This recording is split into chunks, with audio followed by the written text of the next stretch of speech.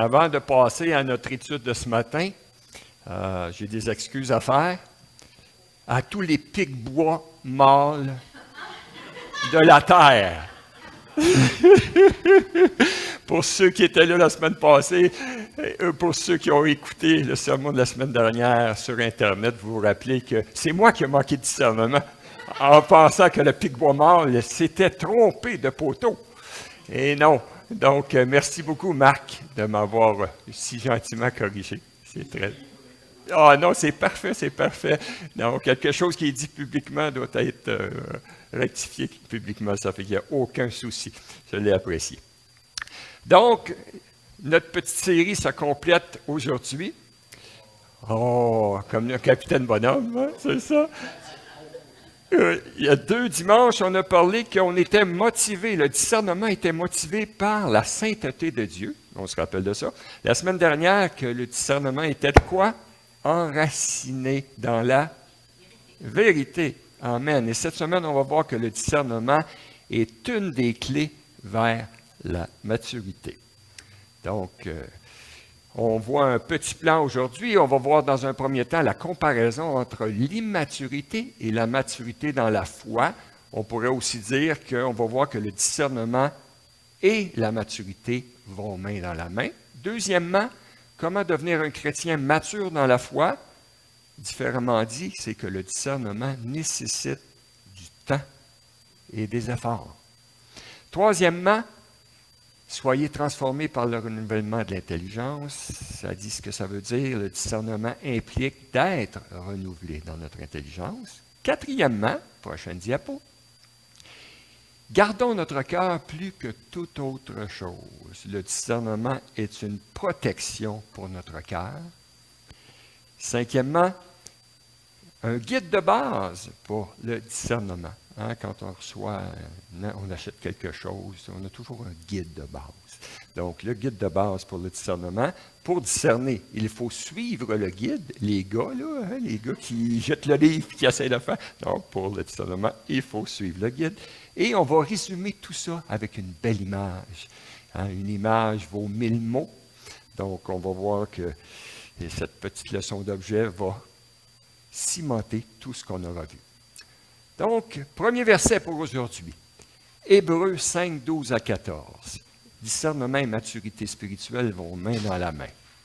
Je vous lis. Vous en êtes venus, donc l'auteur de l'Épître aux Hébreux nous parle à ces chrétiens. Il dit, vous en êtes venus à avoir besoin de lait et non d'une nourriture solide. Or, quiconque en est au lait n'a pas l'expérience de la parole de justice, car il est un enfant. Mais la nourriture solide est pour les hommes faits et pour ceux dont le jugement est exercé par l'usage à discerner ce qui est bien et ce qui est mal. Donc, on reprend notre premier verset qui dit, vous en êtes venus à avoir besoin de lait. Toutes les mamans, les papas aussi, savent ce que ça veut dire, et non d'une nourriture solide. Or, quiconque en est au lait n'a pas l'expérience de la parole de justice, car il est un enfant. Donc, on note ici la comparaison entre le lait et la nourriture solide. Le lait, c'est quoi? C'est les principes de base de la vie chrétienne. Facile à digérer. Hein? Et la nourriture solide, ce sont les enseignements plus approfondis de la vie chrétienne. On note également la comparaison entre un enfant et les hommes faits ou les hommes matures, les femmes matures. Mais la nourriture solide est pour les hommes faits, pour ceux dont le jugement est exercé par l'usage à discerner ce qui est bien de ce qui est mal. Dit autrement, l'enfant, c'est le chrétien immature dans la foi. Et dans le contexte, ce qui est intéressant, c'est qu'il ne parle pas des nouveaux chrétiens. Il ne dit pas vous êtes immature parce que vous êtes né de nouveau la semaine passée, que vous avez connu Jésus la semaine dernière. Non. Il dit, vous n'avez pas grandi. C'est ça qu'il est en train de leur dire. Vous n'avez pas, il n'y a pas eu de croissance dans votre vie spirituelle. Contrairement à cela, les hommes faits ou les femmes matures, ce sont les chrétiens matures dans la foi. Or, l'enfant qui est au lait est resté, comme je disais, au stade des principes de base de la vie chrétienne. Hein?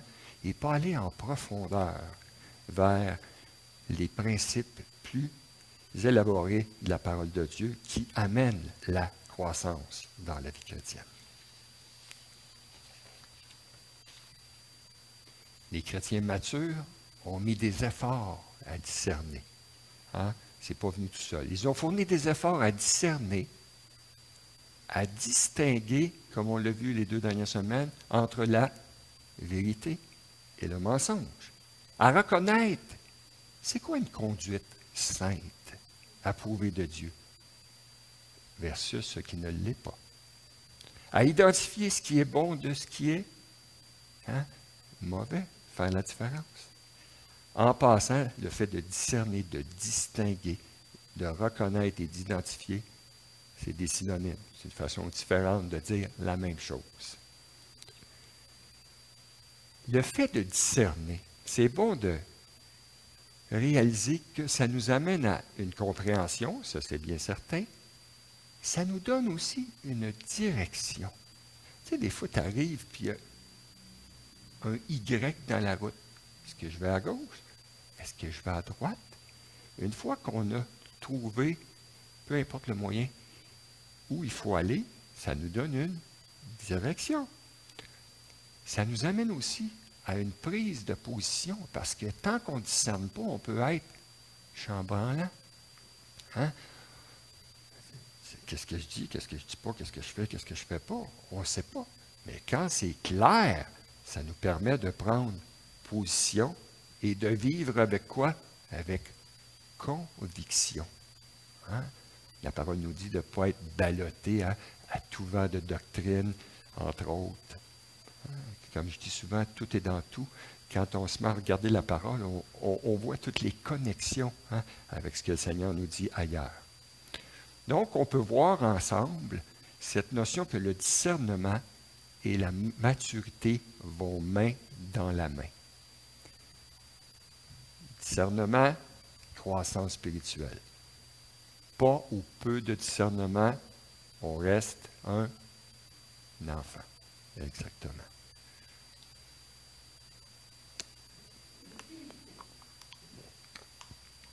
Maintenant, on veut voir le discernement dans l'esprit que ça nécessite temps et effort. Et de façon générale, l'être humain étant ce qu'il est, quand il y a des efforts à faire, c'est moins le fun.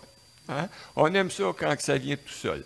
Quand on prend un couteau et qu'il ne coupe pas, c'est trop forçant, on en trouve un où ça va être plus facile. Donc, dans la vie chrétienne, compte tenu de tous les éléments qui rentrent en ligne de compte, et le discernement compris, il y a des efforts. Il y a du temps à mettre. Le verset nous disait, le verset nous dit, le jugement qui est exercé par l'usage à discerner ce qui est bien de ce qui est mal. Le jugement, il est rendu affilé. Hein? Le jugement, il est en forme, le jugement. Pourquoi? Parce qu'il y a eu du discernement, de la pratique. Le violoniste de concert, on est là, nous, on apprécie. C'est extraordinaire, un bon musicien, un bon chanteur. Mais on n'a pas conscience de tout ce qu'il y a derrière. Ça a été clairement compris que pour être un virtuose, un maître dans quoi que ce soit, savez-vous combien d'heures de pratique ça prend? Juste pour le fun. On essaie. Exactement ça. Oui. Si j'avais un prix, je te le donnerais. 10 000 heures pour être un virtuose, c'est quelque chose. Hein? Donc, il y a des gens, pour notre bénéfice, parce que c'est nous qui en bénéficions, vont mettre tout ce temps-là pour nous faire apprécier leur art. Hein? Bien, à combien de plus forte raison pour plaire à Dieu de mettre temps et effort. Donc, le discernement, temps et effort, ça veut dire que c'est pratico-pratique. Ça veut dire lire la parole de Dieu. Hein? On se disait la semaine dernière, le privilège qu'on a d'avoir la parole de Dieu entre les mains. On ne réalise pas toujours ce grand privilège, mais c'est la lettre d'amour de notre Dieu qui nous dit, je t'aime tellement que je t'ai tout dit. Et je t'ai tout dit la vérité, je t'ai tout dit ce qui peut être une bénédiction pour ta vie. Hein? Les commandements de Dieu, c'est la cour d'école de Dieu. Moi, je me rappelle au primaire, et tous, on a eu une cour d'école. Qu'est-ce qu'il y avait autour de la cour d'école? Une clôture. La clôture était là pour nous éviter de se faire frapper par une voiture si le ballon partait, puis qu'on ne pensait pas qu'il fallait arrêter, puis on partait à courir après. Tant qu'on restait à l'intérieur des clôtures, on pouvait avoir du fun, du plaisir. On pouvait même aller proche de la clôture. Mais c'était là où on était sécure. La parole de Dieu, c'est la clôture de Dieu qui nous dit, joue dans cet environnement-là et ma bénédiction va être sur toi. Donc, lis la parole de Dieu en gardant en tête que c'est la lettre d'amour de Dieu pour toi. Deuxièmement, médite la parole. Méditer la parole, oui, merci, j'ai oublié, merci José, qu'on avait une diapo pour ça. Tout à fait. Médite la parole de Dieu. Méditer, c'est comme digérer. Je ne sais pas pour vous, mais moi, je mange vite. Naturellement, je mange vite. Souvent, ma femme me dit, ralentis, ralentis. Pour bien digérer, il faut d'abord bien mastiquer et ensuite, ça va aider à la digestion. Lire la parole, c'est la même chose. On peut lire très mécaniquement sans prendre le temps d'y réfléchir. Donc, lire, on met la parole dans notre assiette, on la coupe en morceaux, on la mastique et ça l'aide à la digestion. Donc, réfléchir, méditer à la parole. Troisièmement, étudier. Étudier, mais c'est aller encore plus profondément. Il y a toutes sortes d'outils pour ça. Un bon dictionnaire biblique, une bonne concordance. Il y a d'excellents manuels, d'excellents livres. Il y a plusieurs outils qui nous permettre d'étudier la parole pour approfondir, pour mieux comprendre le contexte géographique, religieux, historique, qui met des lumières sur la parole que l'on lit, qui nous aide à la comprendre. Hein, tous ces outils-là, c'est un peu comme des lumières sur une scène qui nous permet de comprendre ce qui se passe. Mémoriser la parole de Dieu. En vieillissant, j'en conviens, c'est plus difficile. Hein, des fois, je dis à la blague, pas la mémoire est une faculté qui oublie, je dis ma mémoire est une faculté qui oublie. Hein? Mais mémoriser la parole, ne serait-ce qu'un verset à l'occasion, fait en sorte que la parole reste gravée. Et le Saint-Esprit, si on remplit notre coffre d'outils de la parole de Dieu, le Saint-Esprit ouvre le coffre, puis il en sort un autre, au bon moment. Hein? Il peut utiliser les outils qu'on a mis dans le coffre. Mais si le coffre est vide ou presque vide, plus difficile. Hein? Donc, mémoriser la parole de Dieu. Prochaine diapo. Merci. Et évidemment, mets en pratique ce que tu as discerné de la parole de Dieu. Et ton jugement sera aiguisé. Ton jugement se développera de plus en plus. Donc, vous voyez, c'est de comprendre ce que Dieu dit et d'appliquer ce que Dieu dit. Et quand on applique ce que Dieu dit, souvent on saisit mieux les nuances. Et aussi, on se remet à lire, puis « Oh, je n'avais pas vu ça », puis vu qu'on l'a mis en pratique, ça a emmené des outils pour mieux comprendre. Donc, il y a un genre de cercle positif qui s'impose de lui-même. Les chrétiens, les chrétiennes deviennent de plus en plus matures dans leur foi lorsqu'ils s'appliquent à aussi mettre en pratique les commandements de Dieu. La maturité n'est pas une simple compréhension, comme je disais, intellectuelle, mais une intégration des vérités bibliques dans la vie pratique. Qu'est-ce que Jacques nous dit dans son épître? Mettez en pratique la parole et ne vous bornez pas à l'écouter. Et on pourrait rajouter version québécoise, et ne vous bornez pas à la lire. Hein? Mettons-la en pratique. Donc, on vient de voir, après avoir vu que le discernement et maturité vont main dans la main, on ajoute une pierre à notre édifice. Le discernement nécessite temps et effort.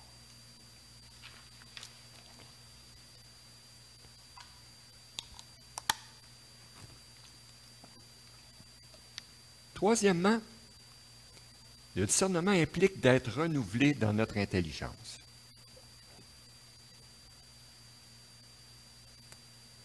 Parfait, merci beaucoup.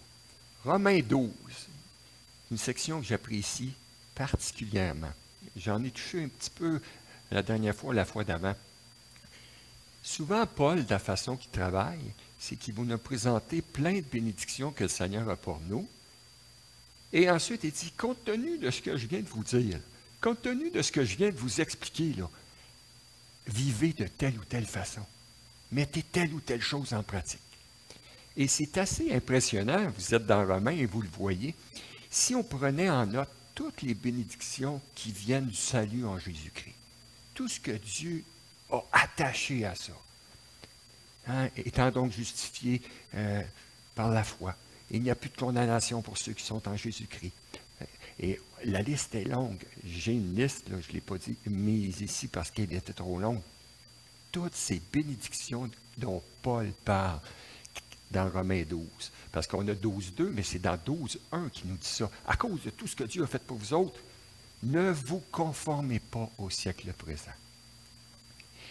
Mais soyez transformés par le renouvellement de l'intelligence. Le but, afin que vous discerniez quelle est la volonté de Dieu, ce qui est bon, agréable et parfait. Prochaine diapo. Ne vous conformez pas au siècle présent, mais soyez transformés par le renouvellement de l'intelligence. Paul dit, c'est un impératif de ne pas se conformer au siècle présent.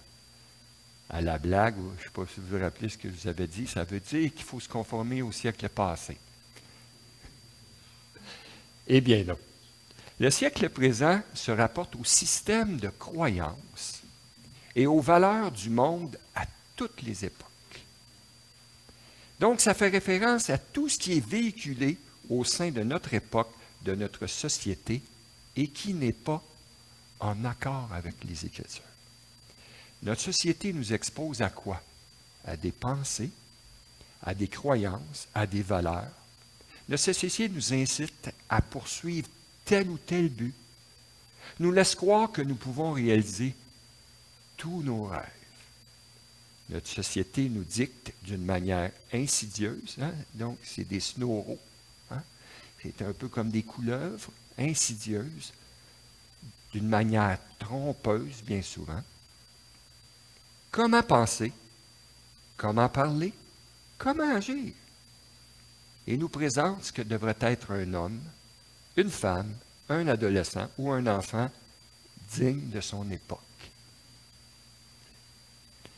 Pourquoi Paul nous dit-il de ne pas nous conformer au siècle présent? La réponse se trouve dans 1 Jean 5,19, on l'avait vu la semaine dernière. Jean qui nous dit, nous savons que nous sommes de Dieu, il parle aux chrétiens. Nous, on appartient à Jésus-Christ. Dieu règne dans nos vies. Mais le monde entier est sous la puissance de qui? Du malin. C'est fort quand on réfléchit à ça, toutes les implications que ça a. Le monde entier est sous la puissance du malin. Le monde, c'est la société, c'est notre siècle présent, comme on a vu. Si le monde est dominé par le malin, c'est-à-dire par Satan, est-ce que l'on peut se fier à ce qui est véhiculé de façon générale dans la société? C'est pas pour dire qu'il n'y a pas certaines bonnes valeurs à l'occasion, qu'il y a des choses. Oui, il reste encore parfois de bonnes choses dans ce qui est véhiculé. Je ne veux pas jeter le bébé avec l'eau du bain, mais de façon générale, la mouvance, et surtout dans ces dernières années, ça va à une vitesse grand V. Moi, j'ai le privilège, comme je l'ai déjà partagé, d'être sur la route beaucoup. J'ai un gros forfait cellulaire et j'écoute énormément de ce qui se passe à travers le monde sous différents angles. Et la vitesse à laquelle ça se dégrade, c'est ahurissant, réellement ahurissant. Donc, ce monde est sous la puissance du malin et Satan n'est pas notre ami. C'est l'ennemi de Dieu et c'est notre ennemi aussi. Alors, si je suis un enfant de Dieu, je suis formellement appelé à ne pas me conformer à ce monde, à cette société, à ce siècle. Mais d'être transformé. J'ai besoin d'être transformé. Des fois, on peut faire preuve d'insouciance ou d'orgueil et de ne pas réaliser que, hey, j'ai vraiment besoin d'être transformé. Il y a des affaires qu'on m'a enseignées ou des affaires que j'ai apprises ou des affaires que j'ai conclues. Quand je m'y arrête et je confronte ça à la vérité, Ça n'a pas d'allure. Mais des fois, on ne s'en rend même pas compte. Dans la façon qu'on a grandi, peut-être nos parents, peut-être des amis, peut-être ce qu'on a écouté comme film, programme de télé, ce qu'on a écouté comme musique. Hein? Tout ça, ça remplit notre éponge. Hein? Ça rentre là. Puis si ce n'est pas amené à la lumière, si ce n'est pas confronté avec la lumière de la vérité, on n'a pas conscience des fois que je suis dans le champ. Donc, il faut faire preuve d'humilité et dire, Seigneur, j'ai besoin d'être renouvelé, j'ai besoin d'être reprogrammé. Hein? Mon disque mou a besoin d'être reprogrammé et non pas mon disque dur. Cette transformation, cette métamorphose s'effectue uniquement quand le Saint-Esprit change ma pensée par l'étude régulière et la méditation des Saintes Écritures. Un esprit renouvelé qui est imprégné de la parole de Dieu en vient qu'à penser, à parler, à agir comme Dieu veut que nous le fassions. Mais pour y arriver, il faut littéralement tremper dans la parole de Dieu. J'ai travaillé longtemps avec les enfants et j'aimais utiliser des images. Puis une image que j'utilisais, c'est que je prenais, on peut se l'imaginer tous, je prenais un gros contenant transparent d'eau claire, d'un côté. De l'autre côté, un gros même chose, d'eau claire aussi. Dans chacun, je mettais une éponge. Pouf! L'éponge calait. Mais dans un, je prenais des gouttes de colorant à gâteau, très foncé. Une goutte à la fois. Tout. Tranquillement, l'eau, ça ne paraissait pas. Une goutte, ça ne paraît pas, hein, ça se dilue dans l'eau.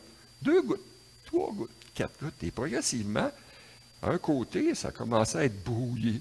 Hein? Puis plus ça allait, plus c'était foncé.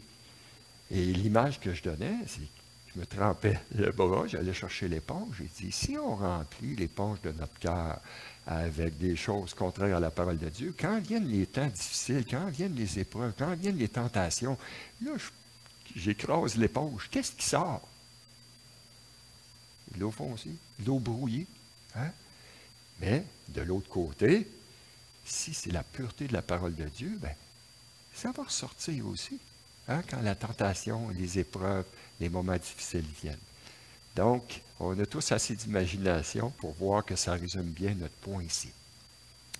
Et cette transformation, cette reprogrammation-là, quand on trempe dans la parole, bien, on voit, afin que vous discerniez quelle est la volonté de Dieu. Donc,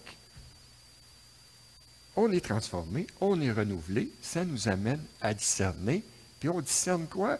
Ce qui est plate, tannant, puis que je n'ai pas le goût de faire. Non, non. Ce qui est bon, agréable et parfait. C'est ça la volonté de Dieu. Et des fois, j'en conviens que sur le moment, ce n'est pas nécessairement quelque chose que je sens comme étant bon. Des fois, ce n'est pas agréable. Je ne sens pas que c'est parfait. Mais à moyen et à long terme, le Seigneur, il nous garantit, hein, garanti par Dieu, que c'est bon, agréable et parfait. Cette transformation, cette métamorphose s'effectue uniquement, oui, on l'a vu tantôt, en trempant de plus en plus dans la parole de Dieu. On comprend davantage quelle est la volonté de Dieu, ce que Dieu approuve. Et faire la volonté de Dieu, au final, c'est bon, agréable et parfait. Et ça contribue à notre joie et à notre bonheur.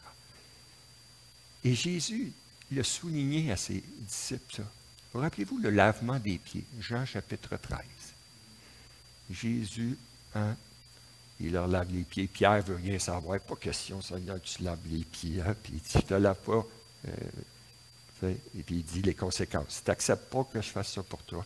Puis au final, il leur dit, après avoir tout terminé, il leur dit,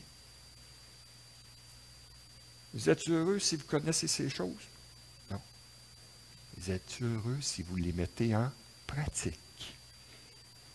Il les connaissait, Jésus l'avait dit. Il dit, moi, vous m'appelez Seigneur et Maître. Puis c'est vrai. Il dit, moi, je vous ai donné un exemple. Seigneur et Maître, je vous ai servi. Faites la même chose entre vous autres. Puis, il termine en disant, vous êtes heureux si vous pratiquez ces choses. C'est la même chose pour toute la parole de Dieu. On est heureux si on la met en pratique. Donc, le discernement implique d'être renouvelé dans mon intelligence.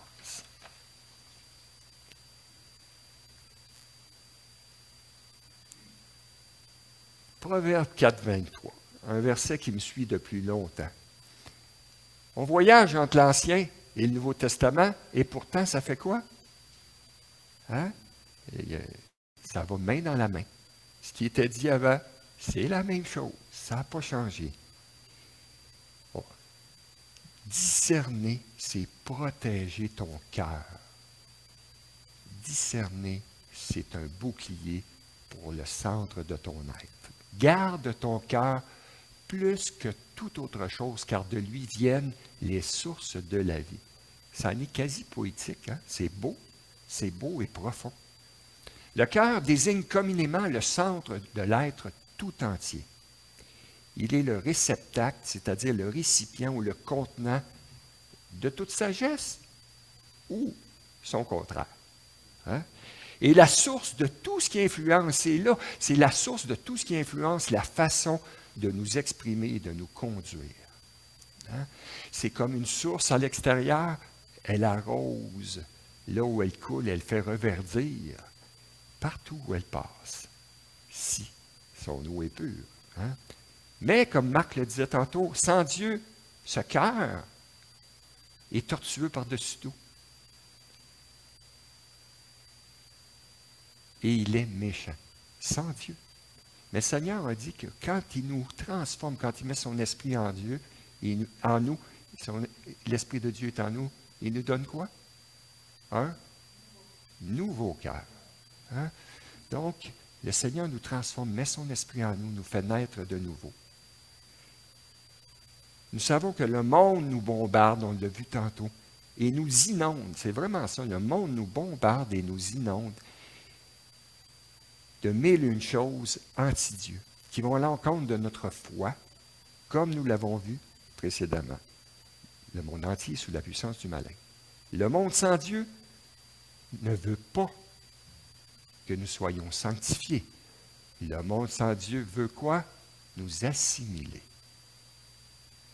Laissons ça rentrer et s'imprégner en nous. Le monde sans Dieu ne veut pas que nous soyons sanctifiés, c'est-à-dire rendus de plus en plus semblables à l'image de Christ.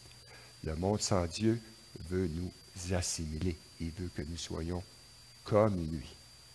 Quand on est en présence de non-chrétiens, puis on agit comme un chrétien, puis que ça agit des fois d'une façon très antichrétienne. « Ah, t'es bien plate, toi! Hein? » On a tous entendu ça. « Oh, c'est bien, toi! Hein? » Les gens, ils réagissent quand la lumière est présente, quand la lumière éclaire leurs ténèbres. Hein? Le monde sans Dieu ne veut pas que nous ressemblions à Christ. Le monde sans Dieu veut que nous lui ressemblions. Quand il est question de notre cœur est comme une forteresse. Hein, on a tous probablement vu un film au moins dans notre vie où est-ce qu'il y a une forteresse, puis il y a une armée qui veut attaquer la forteresse. Puis ceux qui défendent la forteresse défendent toutes les portes d'accès à la forteresse. Hein. Ils mettent toute leur énergie à défendre les portes d'accès à la forteresse.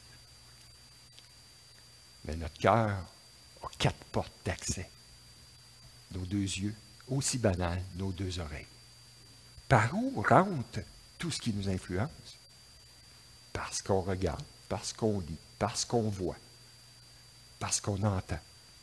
Hein? C'est banal, c'est de base, mais c'est ça pareil. Ce sont les portes d'accès. C'est pas pour rien que dans le verset, ça dit « garde ». Garde, c'est un impératif, c'est un ordre, mais un ordre, ce n'est pas nécessairement mauvais quand c'est pour notre bien. Là, c'est vraiment pour notre bien. Garde ton cœur plus que toute autre chose. Protège-le plus que toute autre chose. On s'en va dans le Nouveau Testament. Jésus dit, c'est de l'abondance du cœur que la bouche parle. Hein? C'est du cœur que viennent les mauvaises pensées, les adultères. C'est vraiment fascinant hein, quand tu regardes ça. Donc, garde ton cœur, parce que de lui, ce avec quoi il est nourri, va affecter la source, puis ça va affecter tout ce que tu dis, tout ce que tu fais, tout tout ce que tu penses, d'abord avant tout ce que tu dis, ce que tu fais. Hein? Donc, soyons prudents, frères et sœurs, soyons prudents, soyons aux aguets. Ayons du discernement pour savoir ce que nous devons laisser entrer dans notre cœur et ce que nous ne devons pas y laisser entrer. Le discernement est une protection pour ton cœur, est une protection pour ta vie. Cinquièmement, pour discerner, il faut suivre le guide. Hein? Le fabricant nous a donné un guide, un petit livret. Hein? Et un guide simple, c'est Philippiens 4.8. Au reste, frères, que tout ce qui est vrai, tout ce qui est honorable, tout ce qui est juste, tout ce qui est pur, tout ce qui est aimable, tout ce qui mérite l'approbation, ce qui est vertueux et digne de louange, soit l'objet de vos pensées. On pourrait dire, tout est là. Hein? Tout est là. Au reste, frère, que tout ce qui est vrai. C'est quoi qui est vrai? On l'a vu ensemble.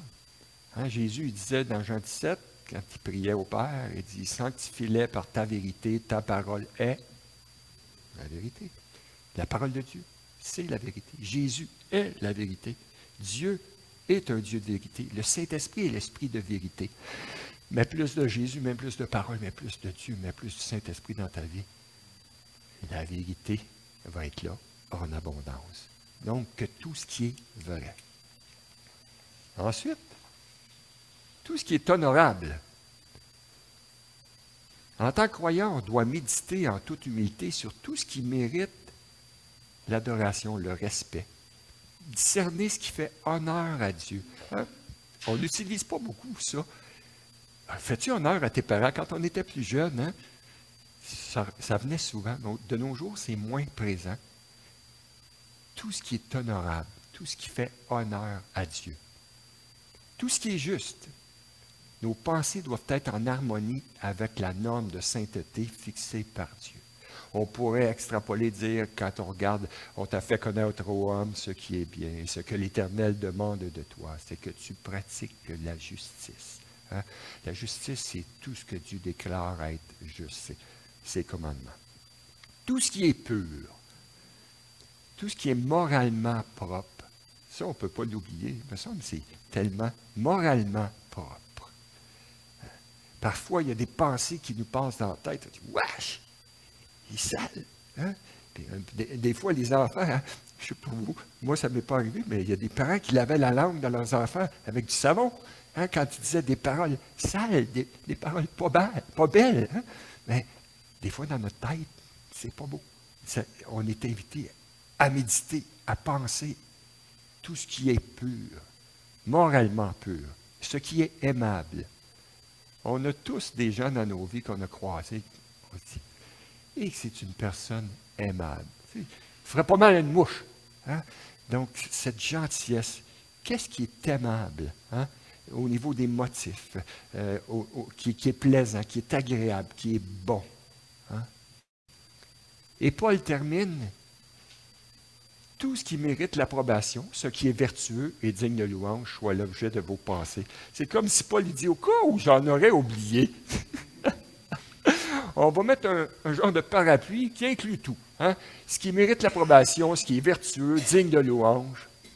Puis tout ce qu'il vient de dire, ajoutez à ça, il dit, soit l'objet de vos pensées. C'est ça qui se promène dans votre cœur. C'est ça qui nourrit notre cœur. C'est ce à quoi on s'abreuve. Que tous ces éléments soient le guide de nos pensées et qu'ils dirigent nos motifs. Paul croit que nous avons le pouvoir de gouverner nos pensées. Hein, parfois, on se dit, bah, je ne peux rien y faire. Ça me vient comme ça.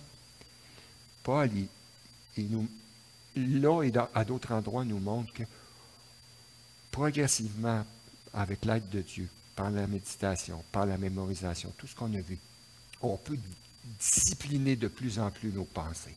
Hein? On ne doit pas être soumis à nos pensées. On doit être soumis à la vérité par le Saint-Esprit. Donc, Paul croit que nous avons le pouvoir de gouverner nos pensées et que nous en sommes responsables. Si nos pensées sont bien guidées, bien dirigées, alors nos actions le seront aussi.